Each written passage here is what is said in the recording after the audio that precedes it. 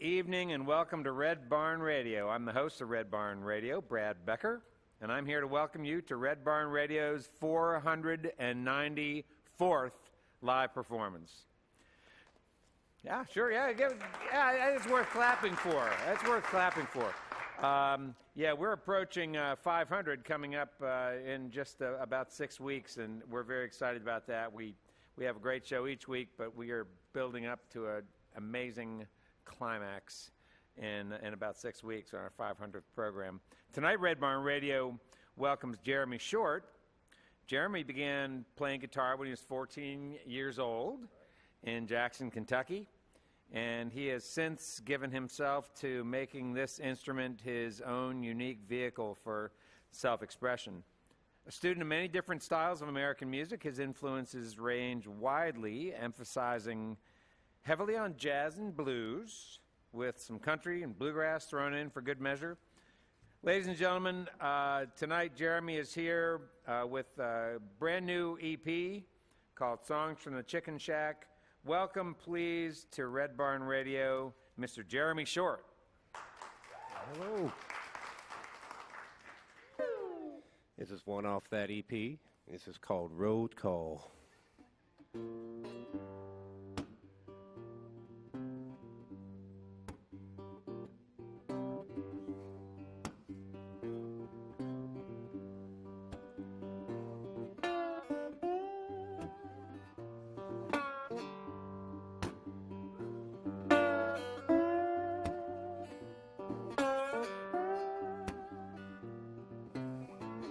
Strap up some bootlaces and fill my coffee cup.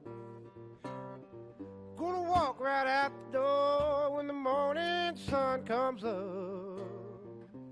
Hear the Lord calling out my name.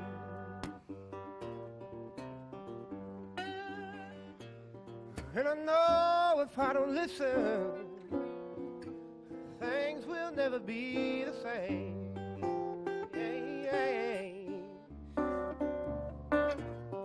Every now and then I get settled, think I'm happy with what I found. Before I know it, my feet start moving to another town. Hear the road calling out my name. And I know if I don't listen, things will never be the same.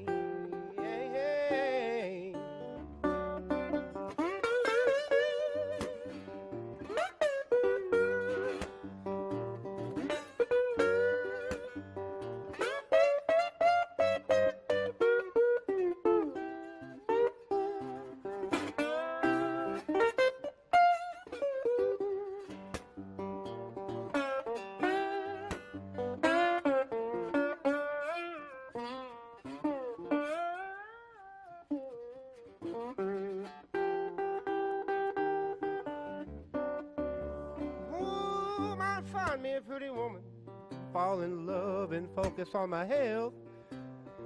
But I know, yes I know, I'd only be fooling myself. Hear the road calling out my name. And I know if I don't listen, things will never be the same. Oh, who knows where I'm going? Well, hopefully everywhere. Who knows if when I get back, if that woman would even care. Hear the road calling out my name. And I know if I don't listen, things will never be the same.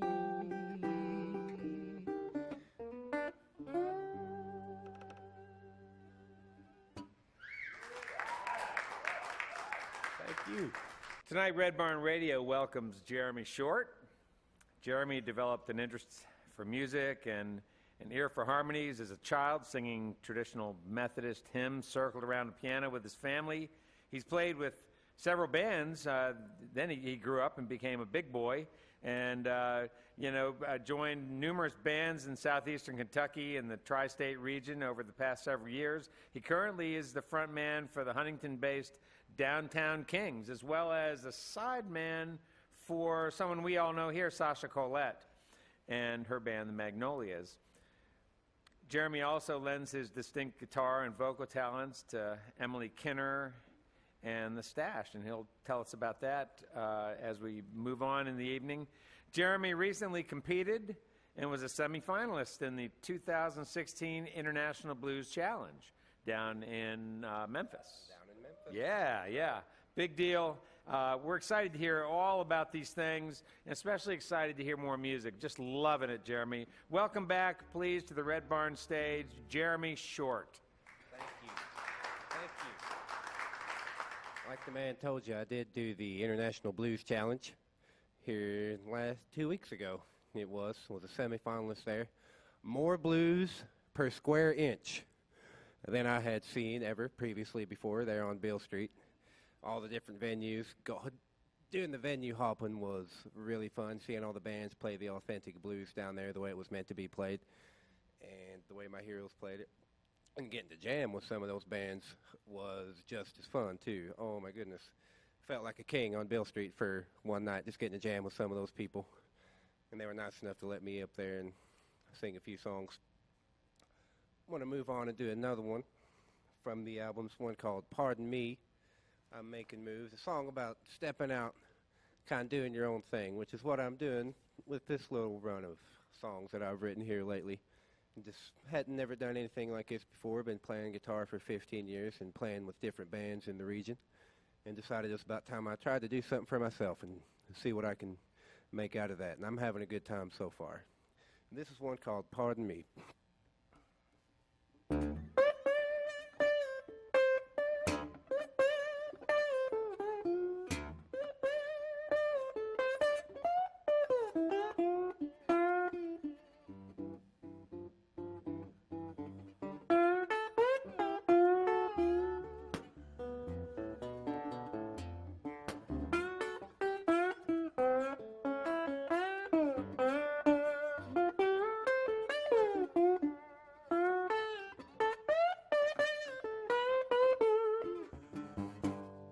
I gotta step out on my own.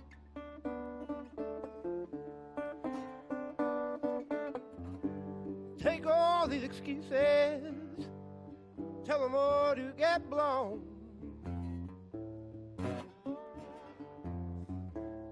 Pardon me, I'm making moves. Don't know which path to choose, making moves.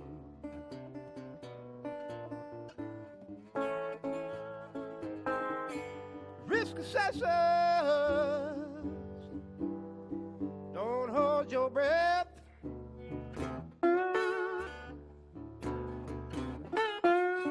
Bill collectors, I may be late on the rent.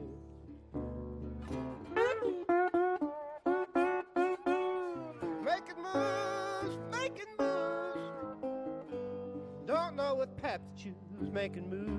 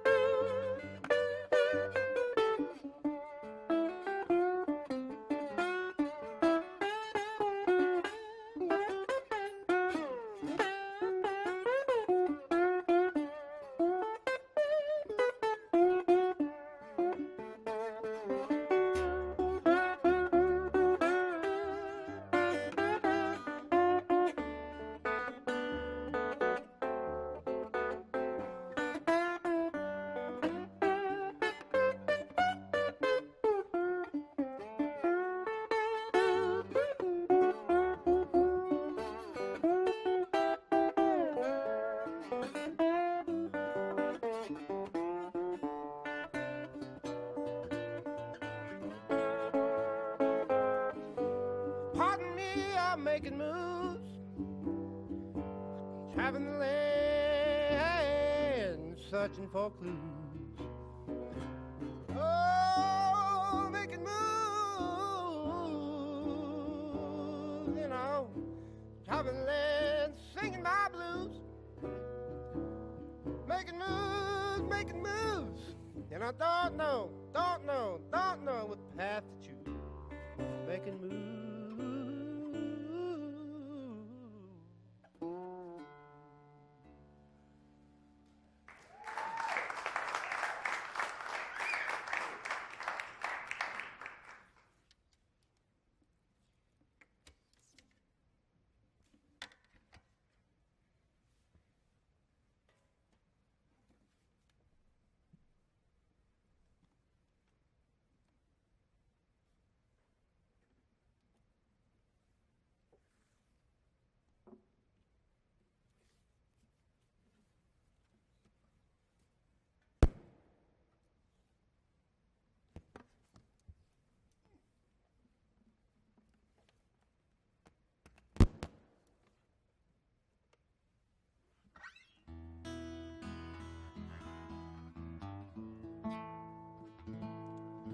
This is a song that I wrote with the drummer in the band I play with, Downtown King. And he grew up in Boone County, West Virginia. There's a lot of coal down there. There's a lot of coal around here, too. And everybody around here has a story about coal, knows somebody that worked in the industry. And we wanted to write a song about that and just that general experience. Which there's no shortage of songs about coal. And we wanted to do our own. This is one called This Mountain.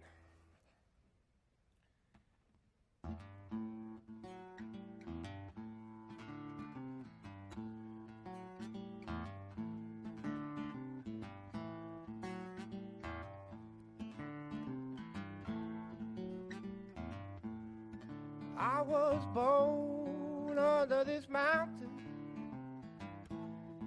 not that long ago. I may die under this mountain, 'cause they say the spice must flow. Killing this land ain't martyr for the county plan. My father, he understands. My mother, she wrings her hands. No salvation to abide me. Son, I've been killing this land.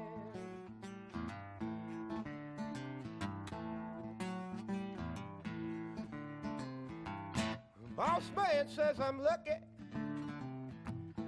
'cause my life's in his hands. But I haven't felt lucky since I started killing this land. Killing this land ain't martyr for the county plan. My father, he understands. My mother, she wrings her hands. No salvation to abide me. Son, I've been killing this land.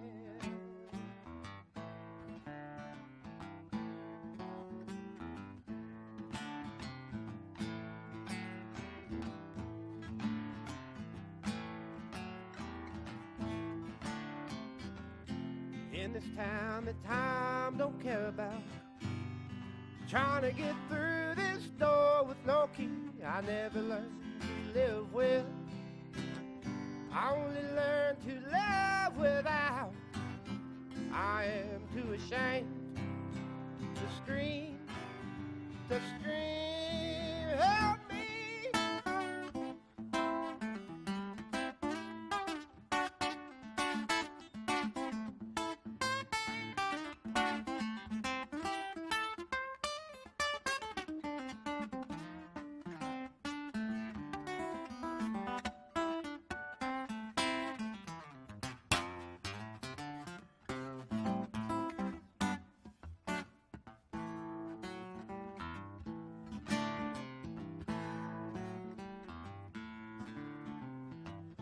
County line so far away, it almost feels like a dream.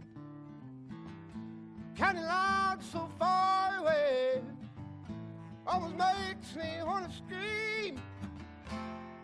Killing this land ain't more for the county plan. My father, he understands. My mother, she wrings her hands. No salvation to abide me. Son, I've been killing this land.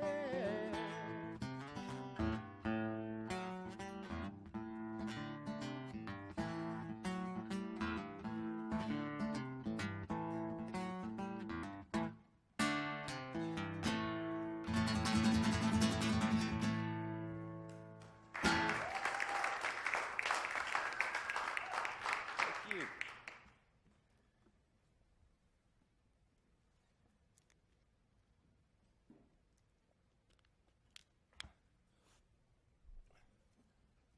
This next one I wrote, intended as a love song, and it's a love song, because I love her to death.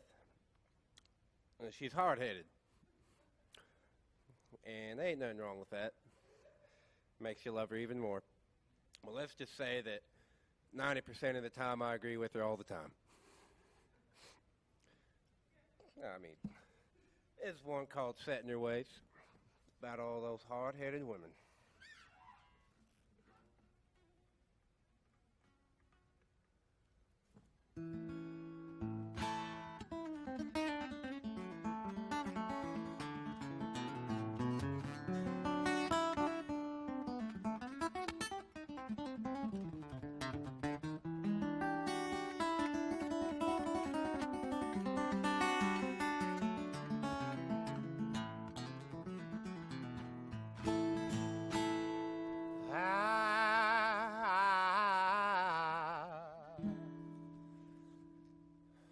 Got a hard-headed woman of my own. She's so set in her ways, you'd think her head was made of stone. When she's right, she's right. She's wrong, she's right too. Anybody trying to tell her different, boy, do I pity you. I got a hard-headed woman of my own. She's so set in her ways, you'd think her head was made of stone. She treats me kindly and cleans up nice. Anybody trying to step on her toes will surely pay the price. Got a hard-headed woman of my own. She's so set in her ways, you'd think her head was made of stone.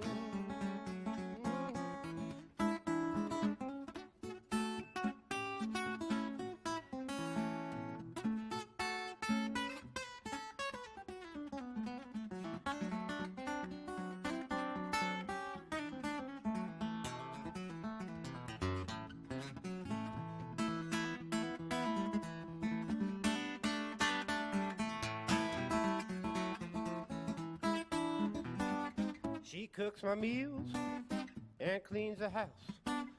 Don't let that fool you into thinking she's a mouse. She'll get it all done, both day and night.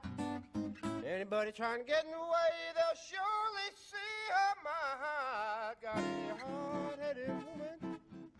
hard-headed woman of my own. She's so set in her ways, think your head was made of stone. She's so set in her ways, you'd think her head was made of stone.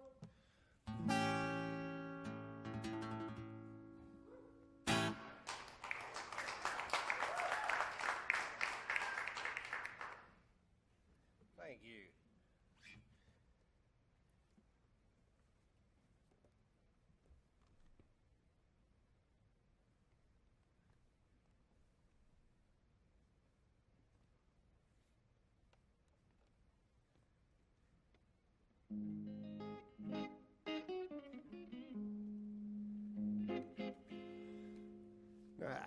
This guitar had a bit of a homecoming when I went to Memphis. They had the Gibson factory there in Memphis that this thing came from, and it got a round of applause 2 nights in a row, and I thought that was pretty cool, telling that story. I never had a guitar get a round of applause before.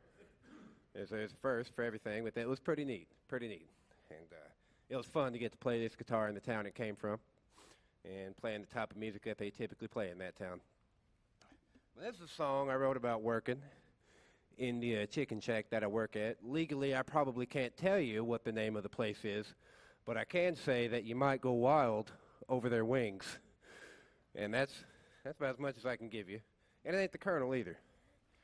But this is one called Ain't That Workin', off of Songs from the Chicken Shack.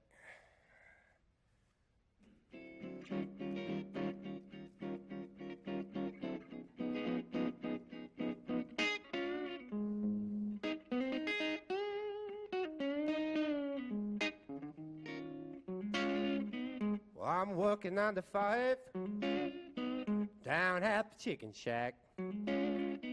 Work a poor boy to death. Ain't that a fact, Jack? I'll support myself. I pay my rent. By the time I pay my bills, I ain't got a damn thing left. Ain't that working? Oh, glory be, ain't that working, child?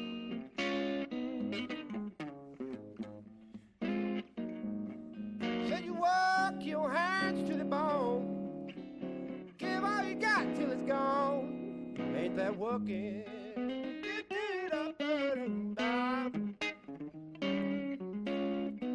Listen to the boss man saying pick up the slack. He must not be looking at the same clock I'm looking at. Always saying go do this, boy, won't you go do that? Brother, if I ever get out of here, you can bet I won't be back. Ain't that working? Glory be, ain't that working, child?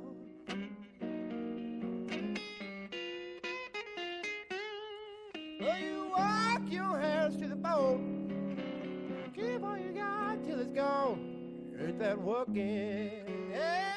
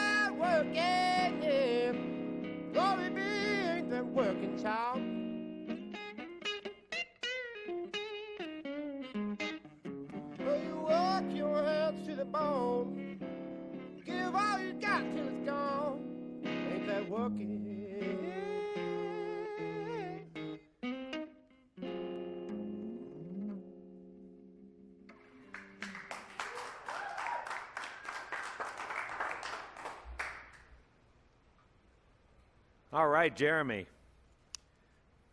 If you're just joining us, you're listening to Red Barn Radio, and tonight our guest is from Jackson, Kentucky. He lives in Moorhead now. All right. But Jeremy Short is here with us on Red Barn, and we're so glad to have him here. He's up here all by his lonesome, but he's got 3 good friends up here, 3 guitar friends. And he also brought some family friends with you. You brought well, we know you brought the hard-headed woman with you. Well, I brought her father as well. And her dad as well. So right. So if you don't want to mix up those lyrics, do you? Can you? Yeah, tell us about the other folks who you brought with you tonight. Well, I also brought a friend of mine named Kayla Massey, and she was also in the International Blues Challenge with me as well. Not with me, but in a band representing the same blues society that we won the local challenge to get to the International all Challenge right. for. And that was up in Huntington, West Virginia. Yeah. That we won that for. And I won I won first place in the competition overall. It's kind of a funny Why are they story. She's laughing over here over there? laughing about it Why right is now. that? What's this laughter about here? But it was the first year Huntington has been a blues society, and they're new to the whole thing. So the way it breaks down is there's blues societies all over the world in the country, and they can send a solo duo act, a band, and a youth showcase. Yes. And but they didn't do any of that scoring grid at ours. They just did solo duos and bands together and grouped them together like that. And I got first place overall. Yeah. And her band came in second. But so the Blues Society reserved the right to send a band as well. So they ended up doing that, and it was I'm glad she got to go down there and do it. It was awesome. We jammed together a few times on Bill Street with the bands. Oh, how perfect. It was perfect. It was good fun. She can wail. She can wail, that's for sure.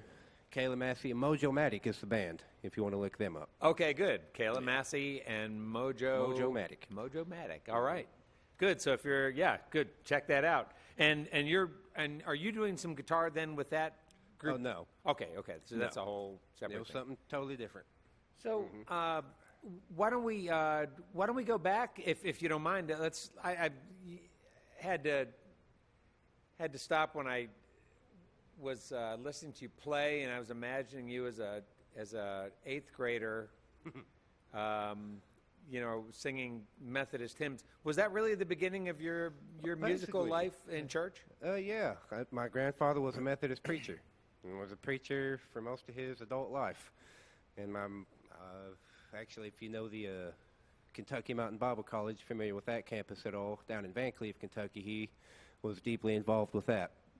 But Methodist preacher, and some of the first memories I have of singing are singing around the dinner table. I knew it was time to eat Sunday dinner when he would start singing the doxology. Praise God from whom all blessings flow, praise Him above ye heavenly hosts. Yes. And every time we start singing that, and everybody would join in, and that was our prayer. Before And Sunday dinner. that's nice. And did you all harmonize? Oh yeah. My aunts and uncles all harmonized together beautifully, and it was a sound that I remember from way back. Not even knowing what harmony was, just knowing that the voices blend together like that. And I've had a good ear for harmony ever since I was a little boy, for sure. And I definitely credit my family with that. Yeah. So a gene or the church experience your family provided for you. I think a little bit of both, because everybody in my family is a little bit musical. Everybody sings. My dad was a drummer here in the Lexington area. Played with some bands back then. I don't know any of the band's names that he played with, shamefully. If I'd have done my homework, I could have asked him about that. Oh, we'll talk about that another time. But how my long great-grandmother played piano, and she had a great left hand, a real strong left hand doing bass lines, and I have a real distinct memory of her playing Happy Trails. If you can recall the old I think Gene Autry singing Happy Trails to you until we meet again. But I remember her pounding out that bass line and then playing the melody with the right hand. And I think that had a profound impact on kind of the way I play guitar, because I do that as well with the... Yeah, there we go. Yeah. So that sound was in my head early on. I definitely think that helped shape what I'm doing with my right hand. So you mentioned Grandma and Grandpa a lot. Oh, yeah. And you spent a lot of time I spent a lot of time with at them. their home? For sure. Well, yeah.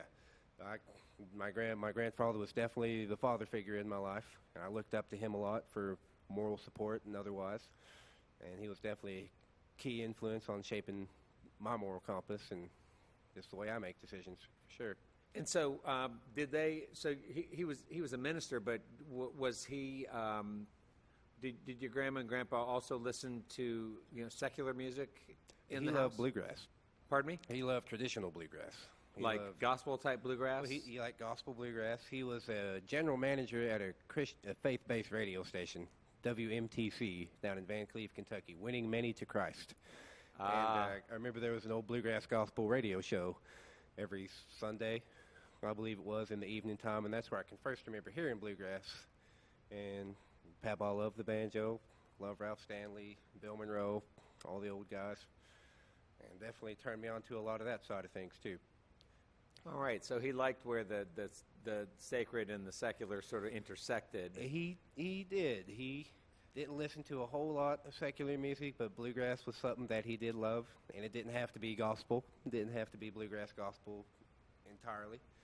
He was open-minded to other forms, not too many other forms of music. He didn't listen to country music or anything like that, but he did like his bluegrass. Was there a point in time when you imagined that your music would be something that you would do as a kind of mission that was sort of a mission That for never sharing really crossed your... my mind. I played in church. I did play in church. Actually, if you can believe it, I played bass in church. First off, when I was 14. I believe that. And then graduated to guitar there. But no, I never thought I would do any type of mission type thing with my guitar. I do like playing the hymns on the guitar. I do like incorporating that. That's always fun. I still love playing the old hymns just because I remember them, and it's fun to get those melodies out and hear them again. Yeah. I was listening this past week to an album by a guitarist I really like named John Fahey. John Fahey. Yeah, I've heard of him. and I haven't checked him out before. I've heard his name the whole time I've been playing guitar, though. Well, he's interesting. He Yeah. is certainly not even anything close to being a church person. I hear you. But he has done a lot of recording of sacred music. He just Oh yeah, hears the beauty in it. And I do too. I loves to play love it. taking an old tune and reharmonizing it too, putting different chords behind it. Let's say "Amazing Grace."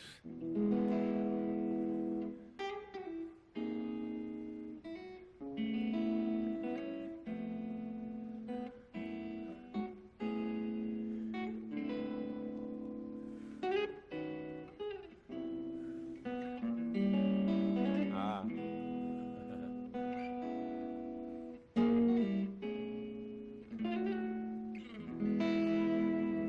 Just putting different colors underneath it. And I it's fun. believe. That's fun. Nice. So you're training. So you were in church. You're being reared in music and sacred music, hearing some other things in bluegrass.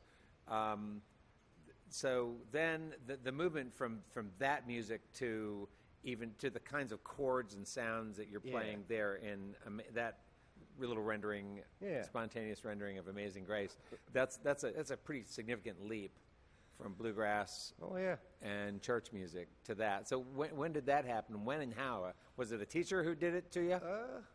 Well, I had a wonderful grade school music teacher, a woman named Betty Hudson. That she would push you to get in front of class and sing, and that was a good start for me, getting in front of people and singing when I was probably third or fourth grade. But I remember being 10 years old, 9 or 10 years old in fourth grade, and we had, I can't remember how we came into it, but there was one of those Columbia House music deals where you send in the stamps and you get the CDs for 99 cents or whatever, and then you just keep ripping them off, as you do, don't ever pay them. But one of the CDs I can remember getting was a B.B. King CD, a B.B. King CD called Blues Summit. And it was a collaboration album, a lot of duets with blues singers on there. But that sound really threw me for a loop. And I don't know why at 10 years old that I felt such a connection to B.B. King playing guitar and singing, but it stuck with me. It got a hold on me. And from there, about the same time, I discovered Eric Clapton, too. Started getting into his licks and listening to him and thinking, well, he's a wonderful guitar player, too. And then the bluesy side started getting into me. And I didn't really start getting the itch to play guitar. I was in 8th grade, and that's about when I started bugging Mom. Mom, I'd really like to play guitar. I think that would be cool, And about that time, my friends were influencing me, too. My buddy Tommy turned me on to AC/DC. And I thought AC/DC was awesome, who doesn't love AC/DC? Far cry from what I'm doing now. But I don't. Well, they're an acquired taste. I mean, you can't beat up a band for knowing what they want to do. They've done the same album 14 times, but I definitely credit them with kind of starting that itch, them and BB and Stevie Ray Vaughan, too. Yeah. I know everybody wants to say Stevie Ray Vaughan, but I can't help it. I mean, he's one of the people that definitely gets you interested in electric guitar, and especially electric blues guitar, for sure. But I had to get away from Stevie Ray, too, because you get into a thing where you don't want to copy him note for note. You know what I mean? You're learning this music, but then you got to start doing your own thing. So blues was there, and then Southern rock came about too, about the same time in middle school. Allman Brothers Band, Leonard Skinner, Charlie Daniels, Marshall Tucker. You were just so. Where were you eating up all of this music, in your bedroom or? Yeah, mostly in my bedroom, on the radio, with my headphones, walking around town with my cassette player, my CD player, my Little Walkman. Walkman. I was the kid in school who had his little fanny pack full of cassettes, and didn't get made fun of at all for that. I'm proud to say that I was aware of anyway. They didn't tell me, but that's pretty much it. Basically, I discovered it on my own. When I started getting deep into music, it's hard to say where you find this stuff. I don't keep track of it, where I've found all of it, but I started realizing that I like soulful sounds and sounds that connect with your heart. Yeah, You know yeah, what I and mean? I That see make that you when feel you're good. singing. Yeah. And I started understanding that it's a feeling as well that you're trying to impart. Yeah. Yeah. We got a lot to talk about, and Oh, you yeah. know, we haven't even touched on your voice. You have a beautiful singing voice. Thank you. And you know, it's so elastic. I mean, you just really are just so comfortable up in that high end. We're going to talk about that and more. We'll talk about your new release as well, and and the build up to that. We're going to get back to the music now. Folks, if you're just tuning in, you're listening to Red Barn Radio. I'm Brad Becker, the host of Red Barn Radio, and we are here tonight with Jeremy Short, and we are talking about his new CD called Songs from the Chicken Shack, and we're talking about his life, too, growing up in Jackson, Kentucky. Welcome back, please, Jeremy Short.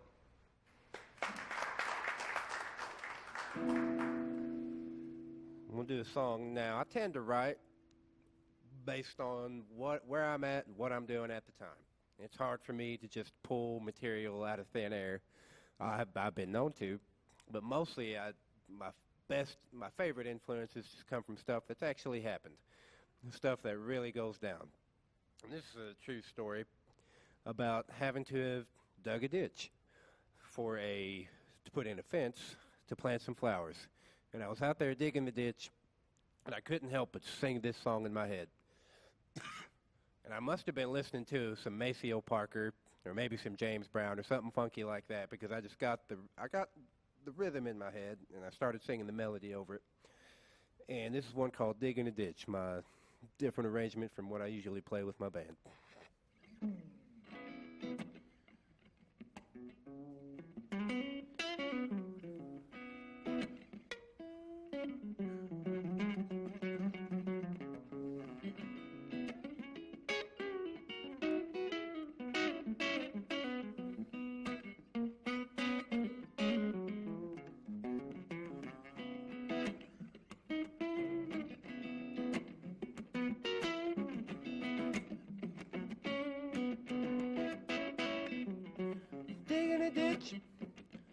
Oh, it ain't much fun when you work like a dog in the hot, hot sun.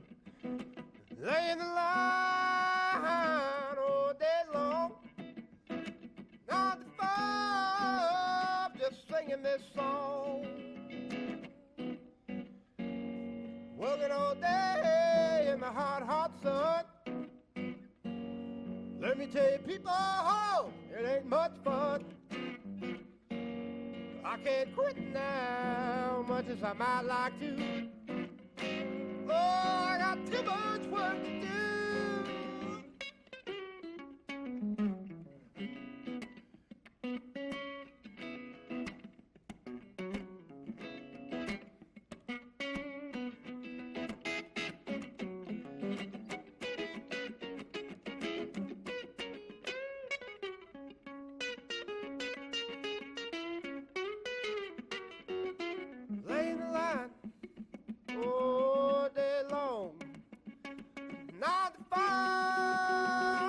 singing this song. The sun comes up and the sun goes down.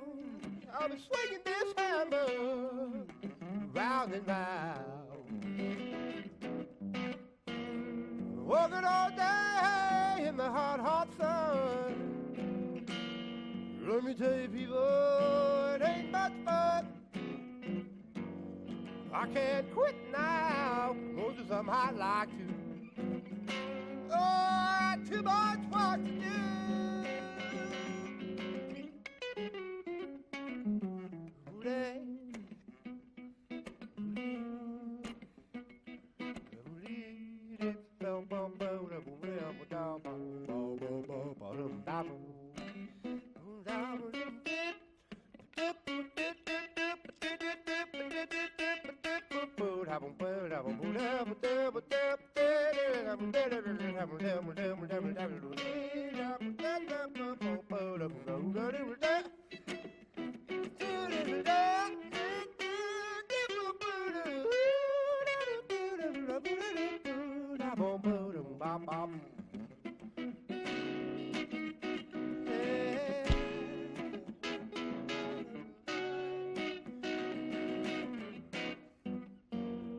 Working all day, hey, in the hot, hot sun. Oh, let me tell you, people, it ain't much fun. I can't quit now, much as I might like to. Oh, I got too much work to do.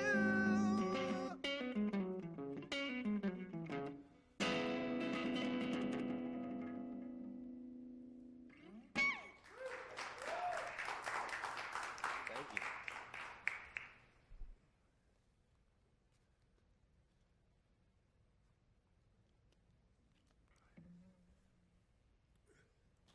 Like they mentioned to you earlier, I play with Sasha Colette as well.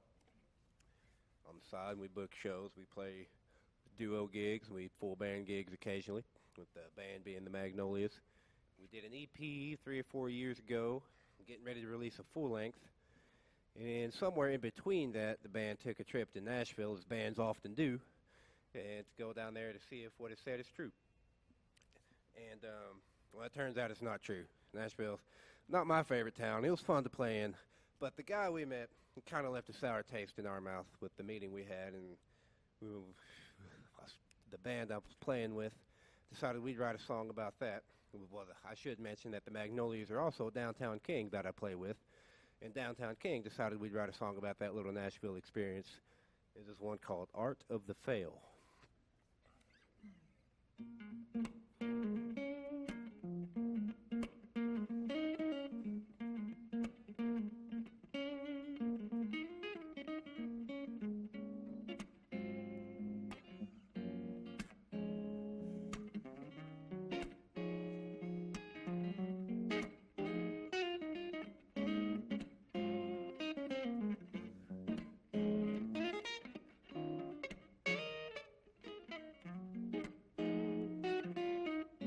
So many nights trying to get over,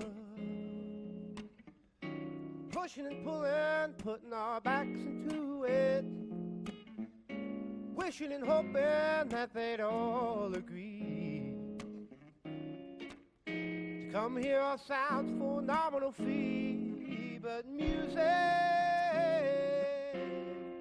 don't live here no more.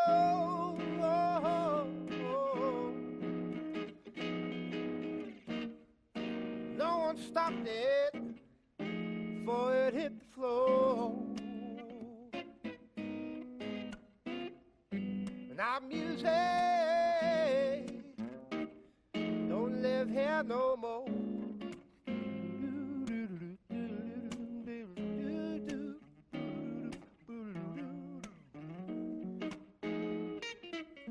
All under the big tent, come on in. Feeling and such and chasing tails and catching something. When the wind died down, we all decided to roll it now. Music don't live here no more.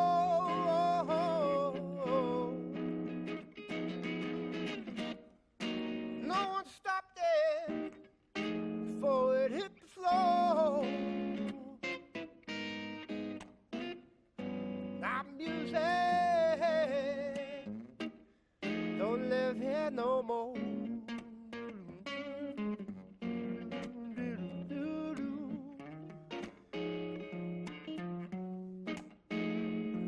Now someone thought we were worthy, well-dressed men of ill repute came to pick over our bones, housed in office building prison.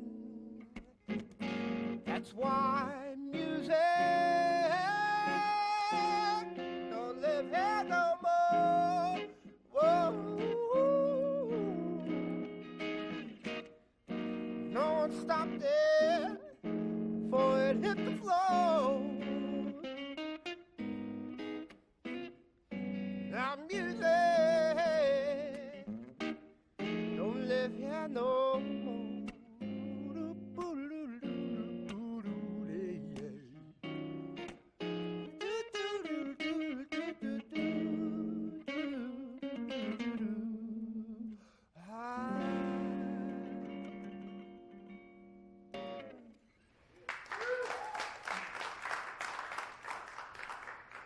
Thank you.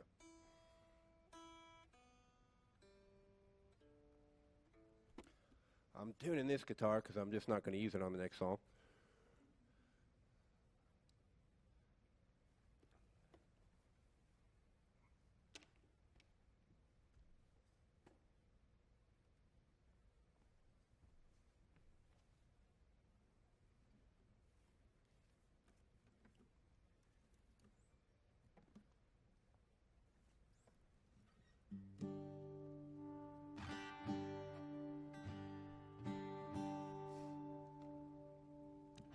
I'm going to do one now that if you do happen to know the words, any backup vocals that might pop into your head upon hearing it, feel free to sing them.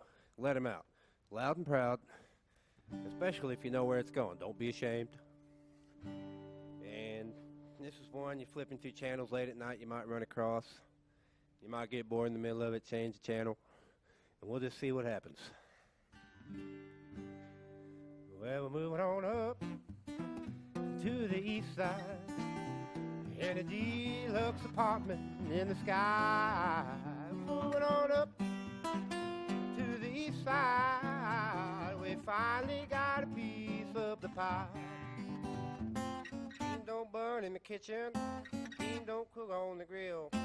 Took a whole lot of wishing just to get up that hill. Now we're up in the big leagues and getting our turn at bat. As long as we live, it's you and me, baby. There's nothing wrong with that. Moving on up to the east side, in a deluxe apartment in the sky. Moving on up to the east side, we finally got a piece of the pie.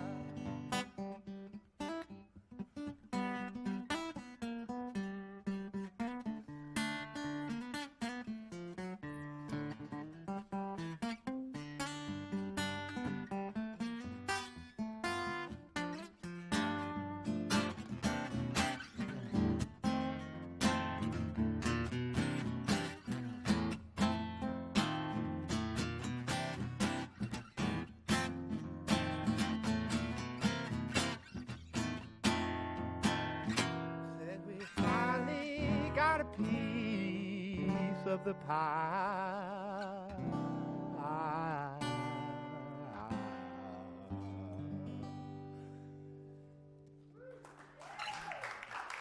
Thank you all. Hey, and we're back, ladies and gentlemen, for part 2 of this evening's Red Barn Radio program. I'm Brad Becker, the host of Red Barn Radio. Welcome to all of you. We're here tonight with Mr. Jeremy Short here at Arts Place in Lexington, Kentucky. We're going to get back to the music now with Jeremy, and he's got that beautiful, one of his beautiful 3 guitars up here, and he's going to pick again for us. Welcome back, Jeremy Short. Thank you.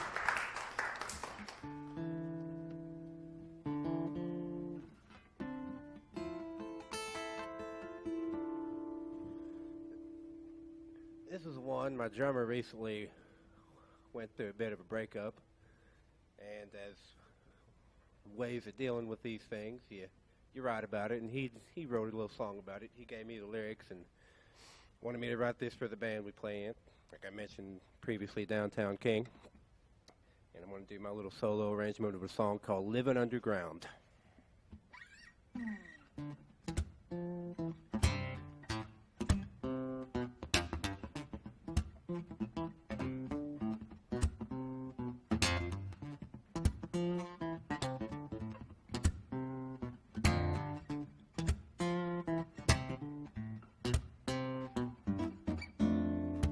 Put on your squeeze records and talk to me.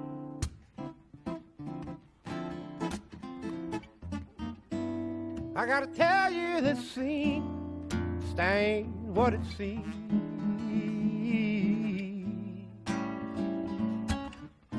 Writing you a ghost story so you'll remember me.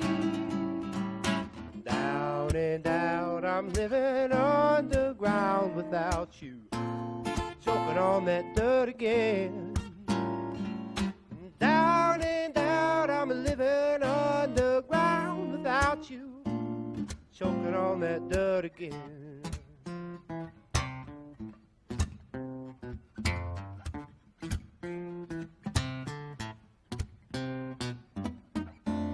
You and I both knew this start had an end.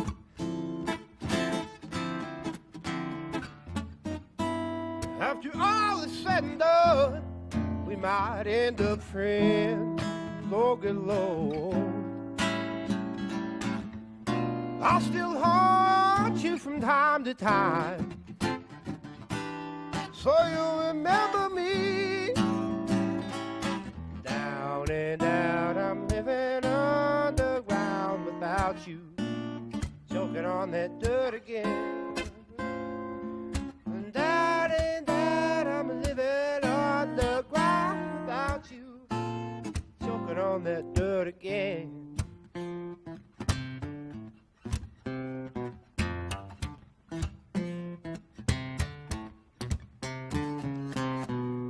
You can unlock the door, I'll already be inside. Try to get off this floor, still nowhere to hide.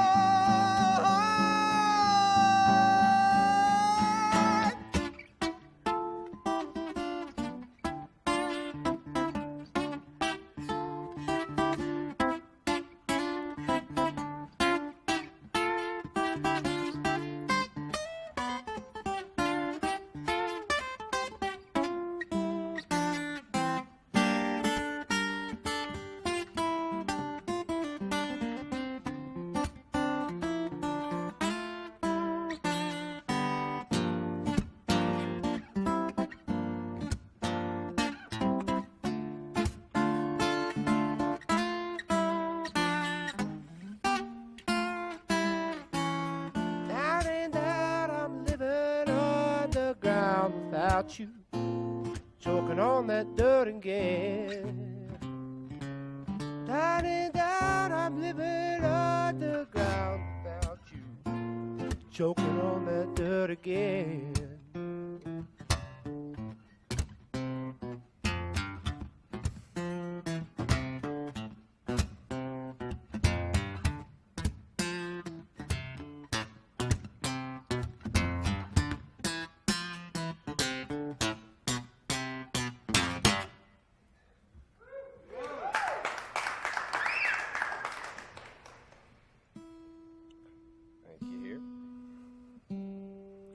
This thing was in tune when I bought it.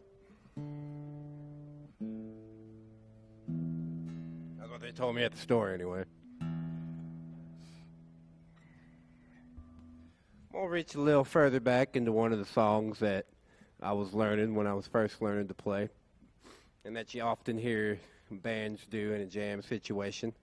Well, a Jimi Hendrix song called Little Wing that Stevie Ray Vaughan did a rather definitive version of. Bet you hear an instrumental version to boot. But I'm going to sing the words to it because I always thought it had beautiful just poetry, and Jimi Hendrix wrote in there, and a beautiful melody to boot. And this is one called Little Wing.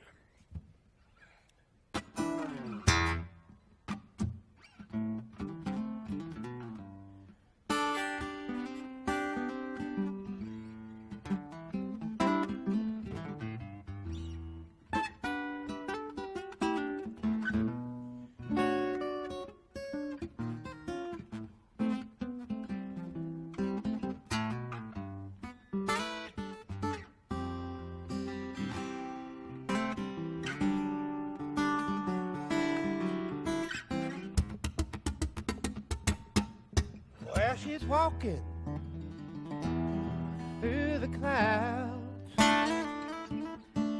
with a circus mind that's running wild. Butterflies and zebras and moonbeams and fairy tales. That's all she ever thinks about. Riding with the wind, yeah, yeah.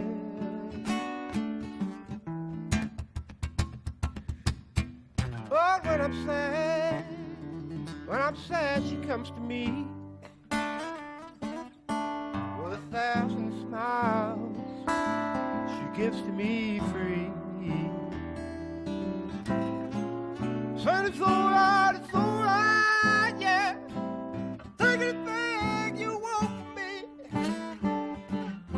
Take anything, yeah, yeah.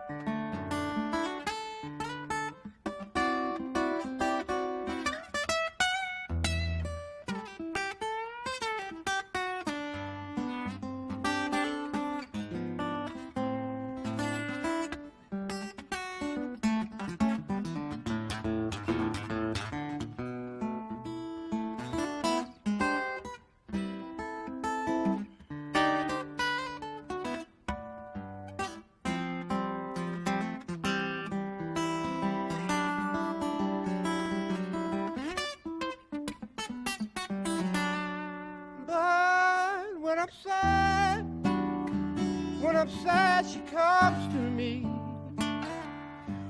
with 1,000 smiles she gives to me free. Said it's alright, yeah. Take anything you want from me. Anything.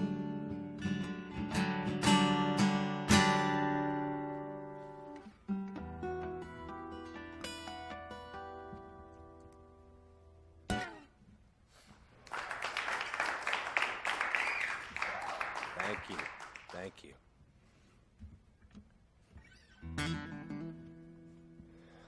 Well, I always like to do Little Hendrix.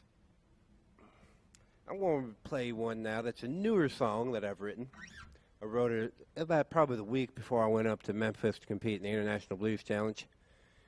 And this is a song about the bartender and what a hard job they have. Or you could interpret it like that. But had a fun time writing it. And it's basically just a dirty old blues song about being the bartender.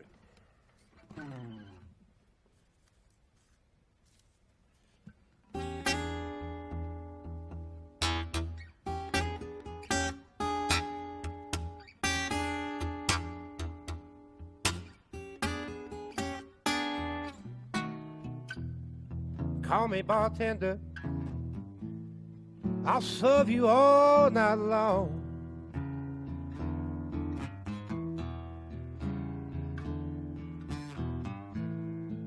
Call me bartender, I'll serve you all night long.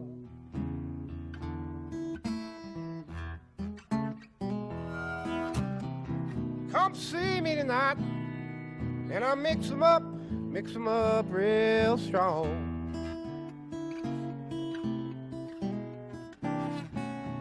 Oh, tell me your troubles, baby. I'll tell you mine. We'll talk it over, baby, while we drink some cherry wine. Call me the bartender, serve you all night long. Oh, come see me tonight, and we'll talk about the things been going wrong.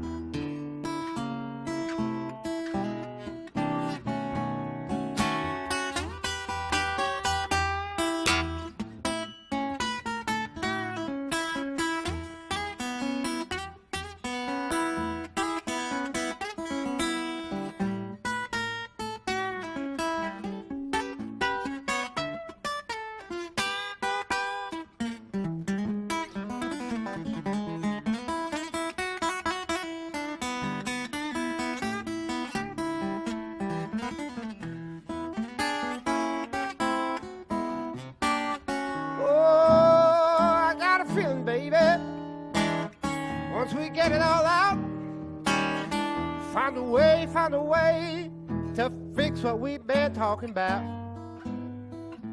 I'm the bartender,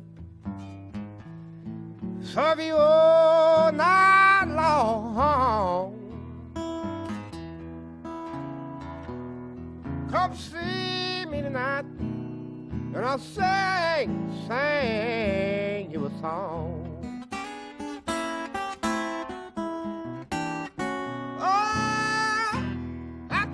Hours, maybe we could dine. The only decision left being your place or mine. I'm the bartender, serve you all night long. Oh, come see me tonight, and I'll serve 'em up real strong.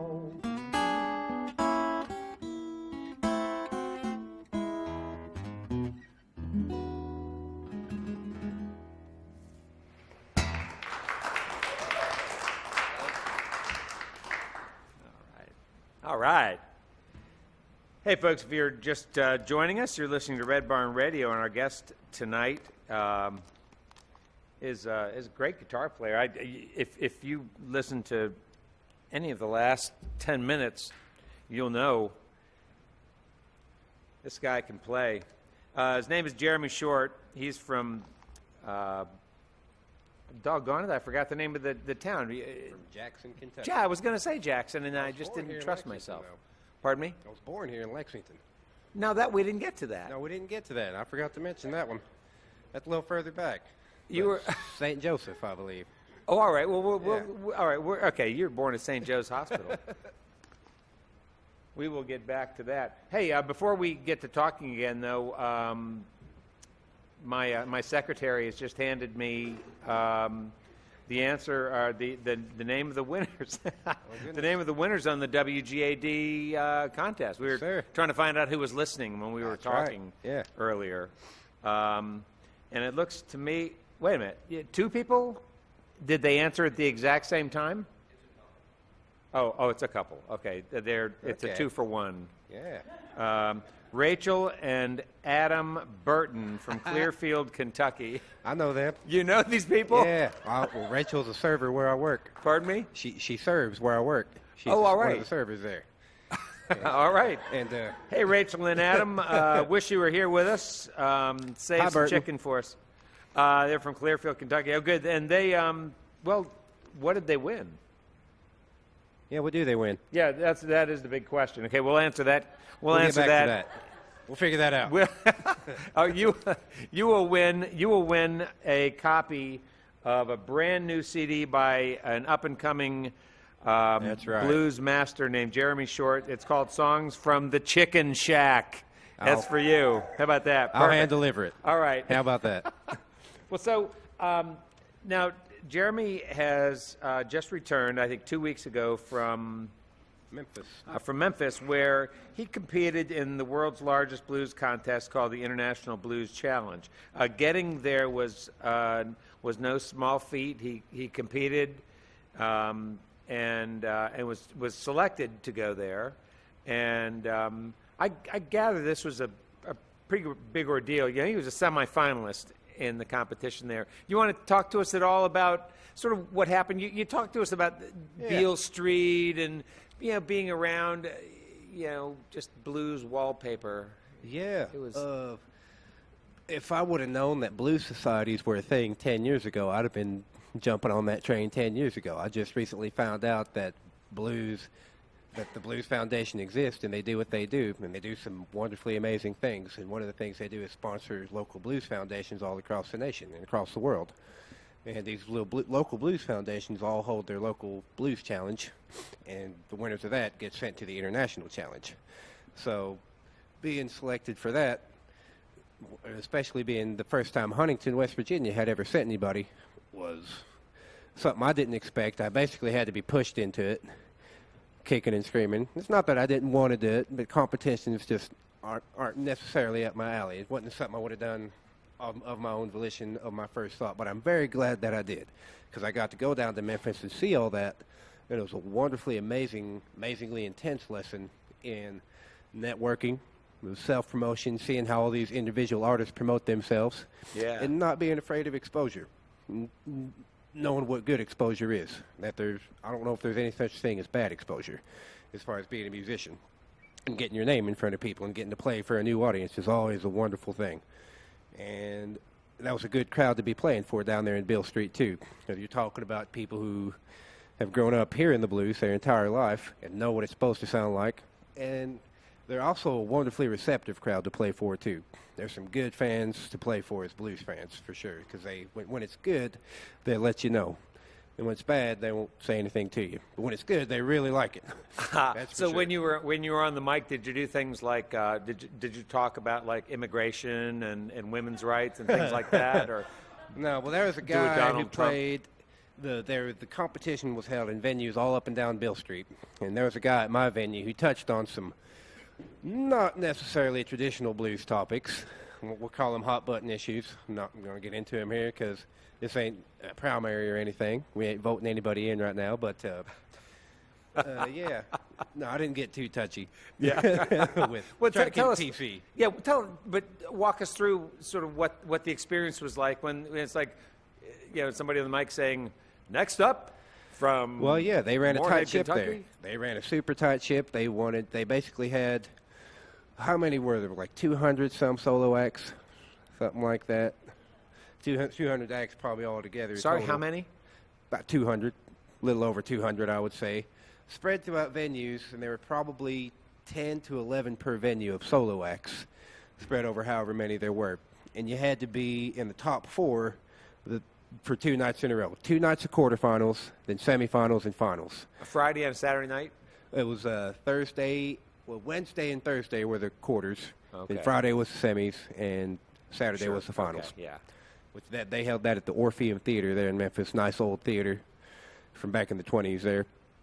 But also an interesting note from that competition, they give out awards to the best guitarist in the solo category and band category.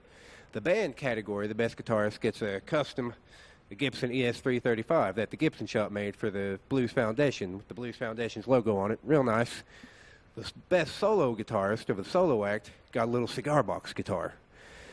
And interestingly enough, this year, the guy who won Best Guitarist in the solo category was a guy who played dulcimer. And that's all he played. Huh? He didn't play guitar. He played mountain dulcimer. Now, he was really good at it. He played blues on a mountain dulcimer, mind you. But do you want to say that it counts as being Best Guitarist? It was certainly unique, and it wasn't bad. Yeah, we don't But- really but call them dulcimer guitars. No. Like, Touche. interesting. But it was intense, to say the very least. It was overwhelming at first, but then I fell into my groove the second night and felt like I had a really good second night. And I had to get out of my own head and not worry about the fact that there were judges back there. Yeah, you know, yeah, you're being right. judged. That's you right. know? And you have to get that out of your head, and you can't think about that, or it's going to ruin you. How many tunes were you able to play? You had to do. The times were different for each night. The first 2 nights of quarterfinals, you had to do a 25-minute set, and then semifinals, you had to do a 30-minute set, Oh. and then finals, you had to do 20. Okay, it's so you're talking 4 to 6 Yeah. songs? probably averaging Yeah. closer to 6 if Uh-huh. you don't run, songs too long in between or anything like Switch that. around with the instruments, or did you Oh, yeah. did you play? Yeah, I brought actually. This is the lineup of guitars that I had with me down there. Did other players also sort of demonstrate their chops on yeah. more than one instrument, Well, or was that something you did that was unique? there was so much talent down there. It was ridiculous. And it was pretty diverse range of talent too, because it was blues, but there were also people who were pulling in other elements too. There was a chick down there named Kalo, and she was a punk rocker. You could tell she came from the punk scene, and she openly said, I'm a punk rocker. He started doing this blues thing, and she sang blues, though, but with a punk rock mentality on an electric guitar. She played a Fender Strat. Did you look punk? Oh, she Yeah. looked the part. Yeah, the whole she was tough Brooklyn chick, and but she was good though. And there were also just your general assortment of harmonica players and resonator guitars and tricones and biscuits, and they're just everywhere. Now the dulcimer guy stuck out. He was Evidently. he definitely stood out among that crowd for sure. Who'd you meet down there? That somebody that you've always thought it'd be cool to meet, or especially to play with? Well, nobody of note, especially.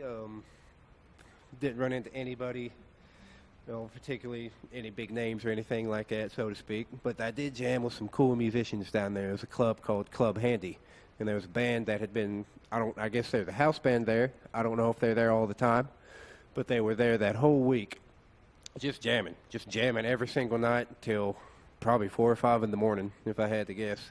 But they were a tight blues unit, man. They were a force to be reckoned with.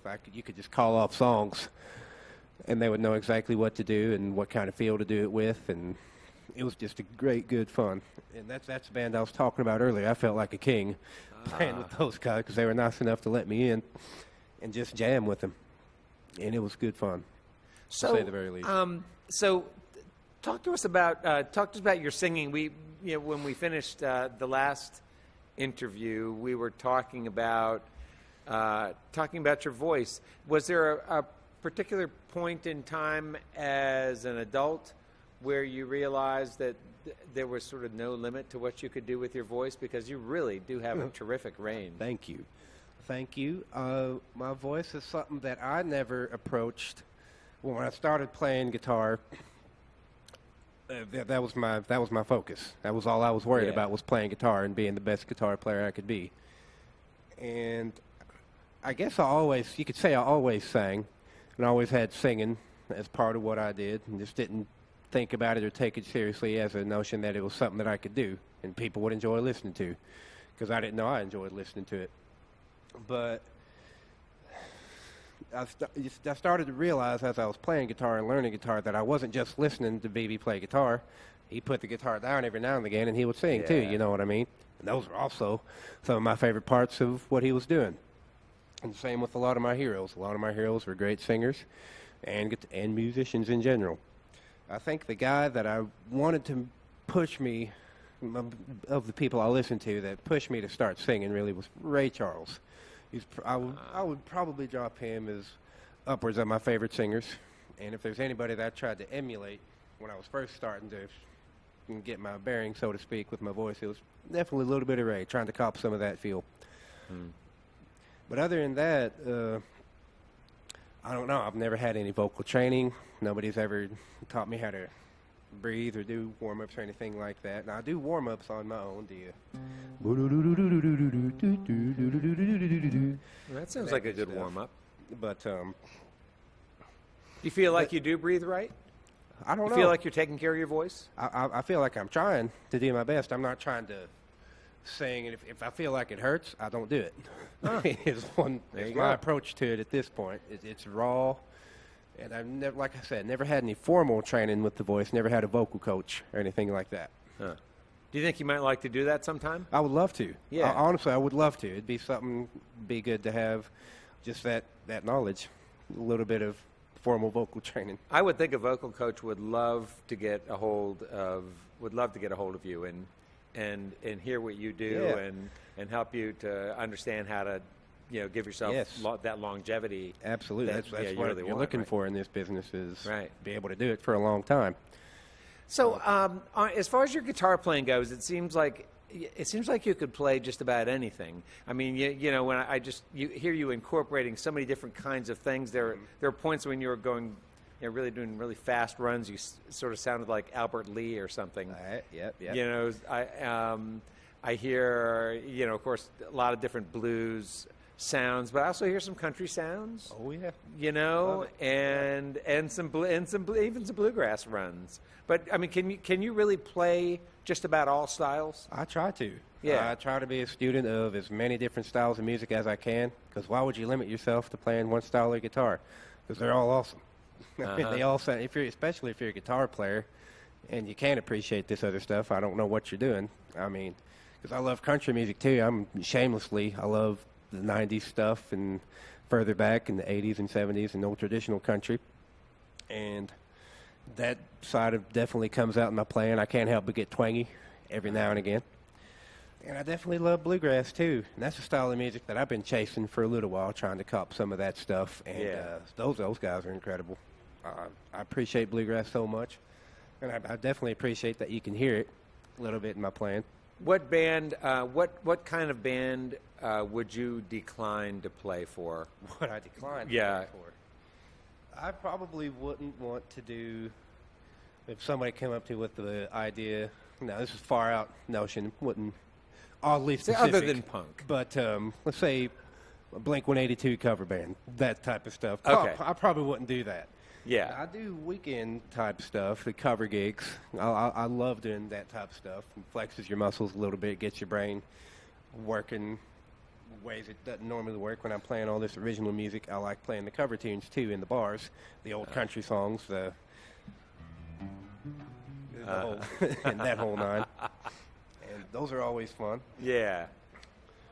Oh, cool. So, and what else do you do for work in addition to playing music? Tell folks. Well, I do work at a chicken shack. I do a restaurant gig Monday through Friday, the opening gig, and I don't mind it. I can say that I don't hate it. It's not without its stressors, but it's also not the worst thing a person could be doing. There's stuff that's so much more stressful. I could be a manager at that place, for instance. How old is the grease that you use at your restaurant? Oh, it's probably about 7 or 8 weeks old at a time. 7 or 8 weeks old. Now they're going to yell at me for saying that, but it gets changed occasionally.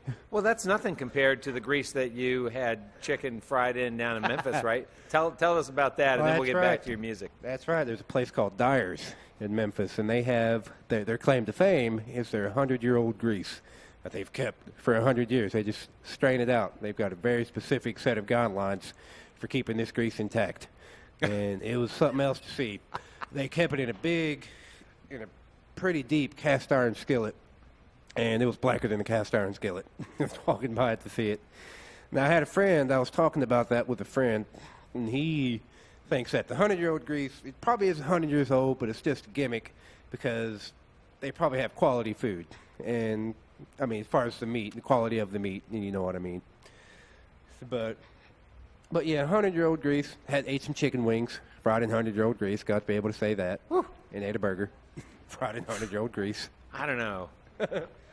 I don't even want to think about that anymore. So they had to move. They moved the restaurant 2 different times and had police escorts moving the grease with them every time they would move it. Hey, folks, you're listening to Red Barn Radio. We're talking about blues music and 100-year-old grease at a place in Memphis. Jeremy Short's here with his new EP called Songs from the Chicken Shack. And thankfully, he's not leaving yet. He's going to play a few more tunes for us. Glad you can be with us. You're listening to Red Barn Radio. Welcome back, please, Jeremy Short. Thank you.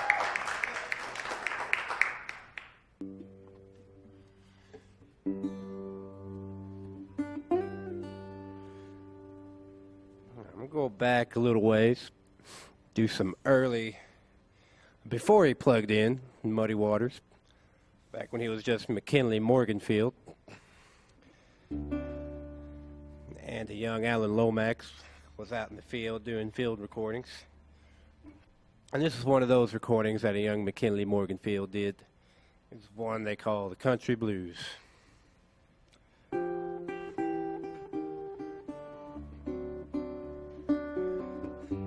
Get on late in the evening time, I feel like blowing my horn. Woke up this morning and all I had was gone. Ooh, get late in the evening, I feel like blowing my horn.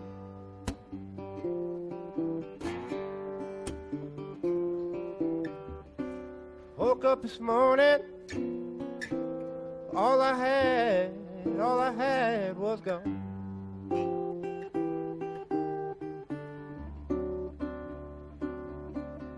Creek run to the river, river run to the sea.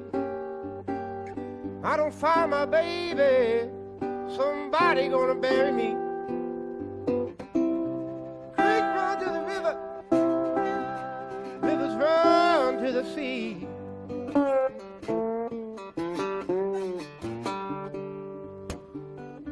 I don't find my baby, ooh, somebody gonna bury me.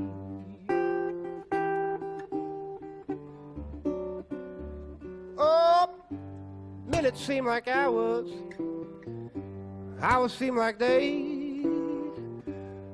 Oh, I wish my baby quit a low down cheating way. Minutes seem like hours, and hours seem like days.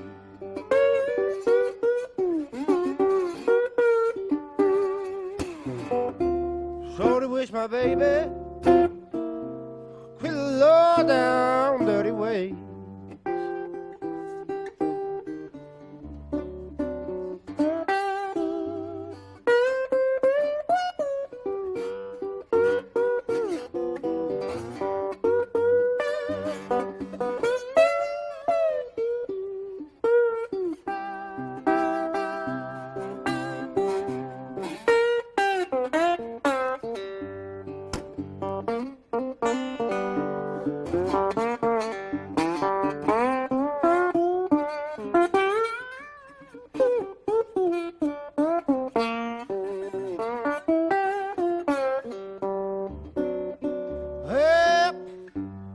Say the worry, oh worry blues ain't bad. The worst old feeling, yes, I ever had. People say, hey, them worry blues ain't bad.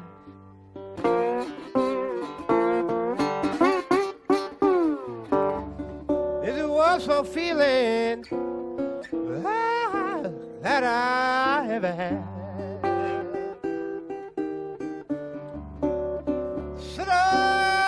Get out late in the evening, I feel like blowing my home.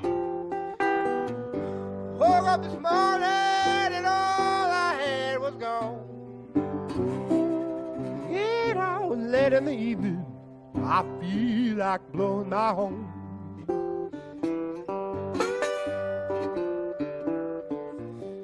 I woke up this morning, all I had was gone.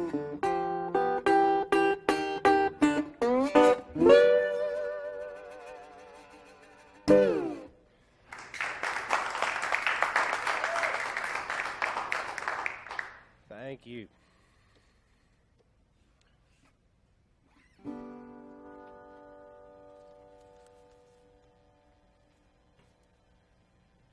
So I grew up in Jackson, and when I was about 20, I moved to Moorhead, started playing with bands, picked up with a few bands, and I was about probably 24, I moved up to Huntington for a little bit, and while I was up there playing at a festival with Sasha Colette, I met my wonderful girlfriend Danny, and decided at a certain point that I needed to get back to Moorhead, and that's where I needed to be. And I didn't like the big city as much of Huntington. You know, Huntington's not a great big city. It's a bigger city than what I lived in. And I didn't like the bustle as much. I didn't like having neighbors, people around me.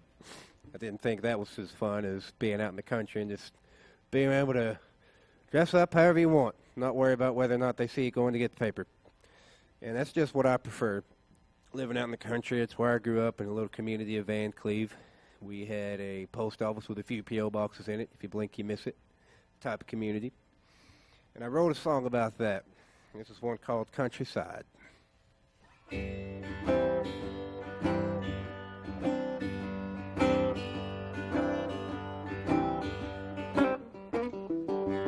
Big city living ain't the life for me.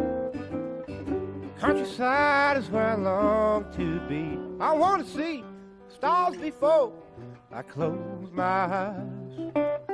Take me back to that countryside.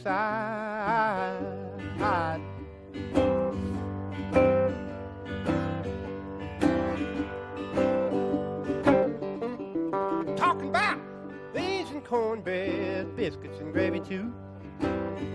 Cooking fireside, making homemade brew, yeah. Picking and grinning till the sun comes up. Passing around whatever's in that cup. Well, big city living ain't the life for me. The countryside is where I long to be. I want to see stars before I close my eyes. Take me back to that countryside.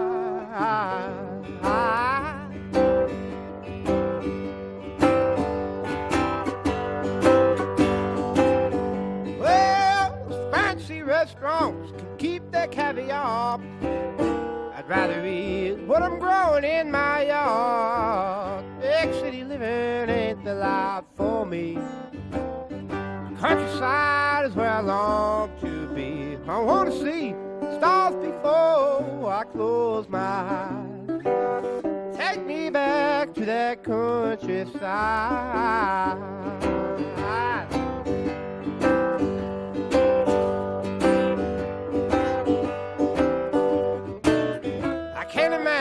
Being surrounded by city streets. That big city ain't got nothing for me. I want to see stars before I close my eyes. Take me back to that countryside. Yeah, big city living ain't the life for me. Countryside is where I long to be. I want to see stars before I close my eyes. Take me back to that countryside.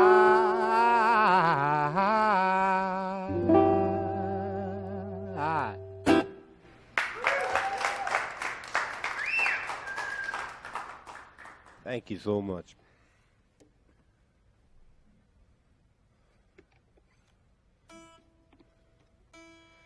All right. I'm going to do this next one. I'm going to take it a little bit, take it back to where it started for me. I'll do a song that B.B. King helped make famous. I'm going to call it How Blue Can You Get? That he recorded on several of his albums and was definitely known for doing a rousing version of it. And this is my tip of the hat to Riley B. King. How Blue Can You Get?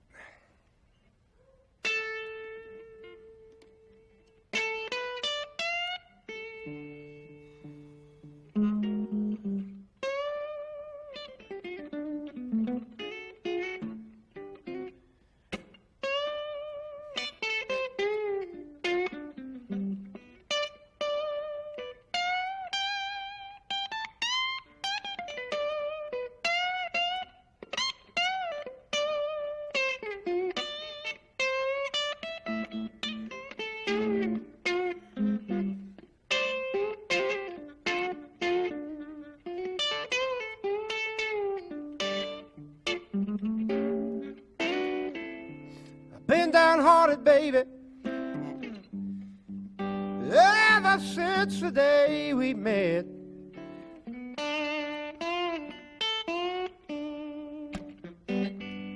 been downhearted, baby,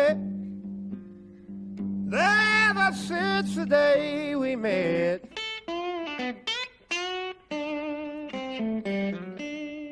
Our love is nothing but the blues. Baby, how blue can you get?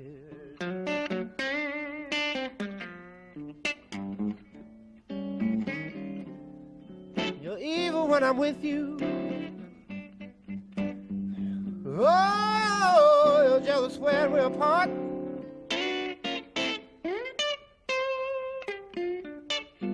You're so evil when I'm with you.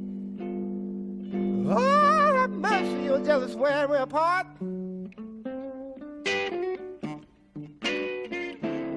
How blue can you get, baby? The answer's right here in my heart. My love is like a fire. Baby, your love is like a cigarette.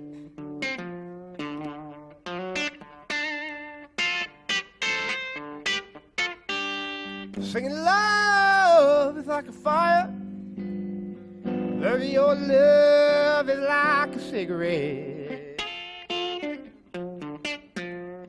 I watch you step down on it, baby, and crush it. Tell me how blue can you get?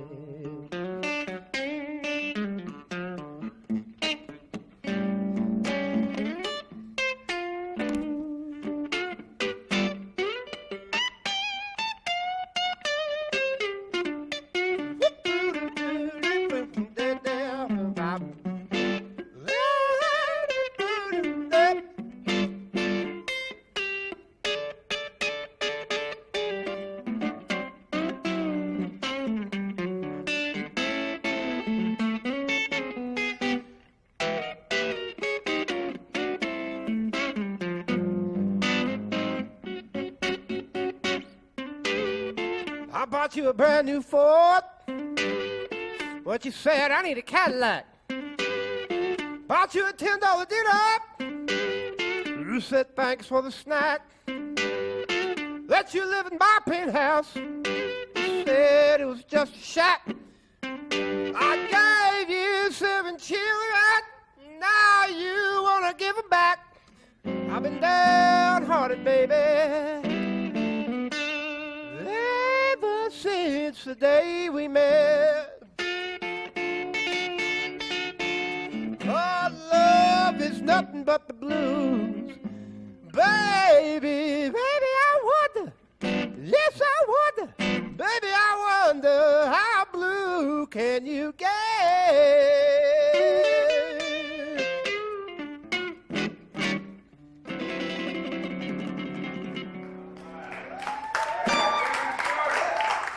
Thank you. I would like to thank our guest, Jeremy Short, for being with us tonight on Red Barn Radio, for bringing us some news we can use. We also thank those of you listening to our webcast and those listening to us on the Red Barn network of stations, and of course, the members of our studio audience. We thank all of you for supporting the mission of Red Barn Radio to promote, preserve, and perform the music of Kentucky and the region. Red Barn Radio comes to you from our home, the Performance Hall at Arts Place in downtown Lexington, Kentucky. Our website has updates, our further information on Facebook and other social media. We're on the web at redbarnradio.com.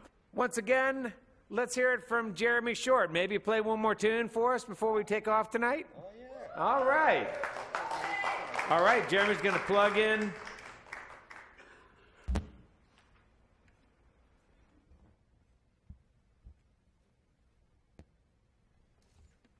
Get ready for the pop.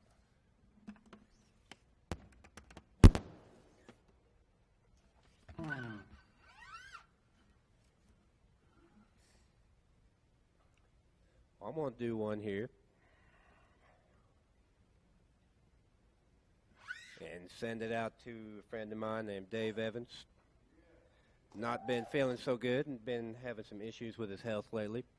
One of my favorite singers, banjo players, songwriters. One of the great bluegrass singers for sure. It's a song of his called If I Ever Get Back to Old Kentucky. Great, great old song of Dave Evans. This one goes out to him.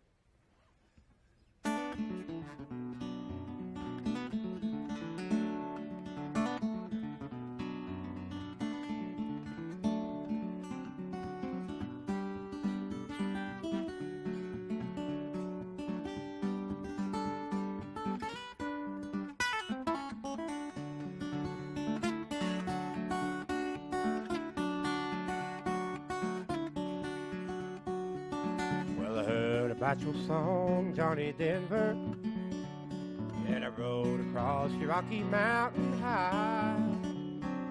Blaze the old white sand of Arizona. Kentucky is the beauty of my eyes. My daddy, he died an old coal miner. My mama died giving birth to me. Sister Sue's way out in Arizona. But Kentucky is where she longs to be. If I ever get back to old Kentucky, if I ever live to see old KY, I'd give up my days as a log adrift. Let me live there until the day I die.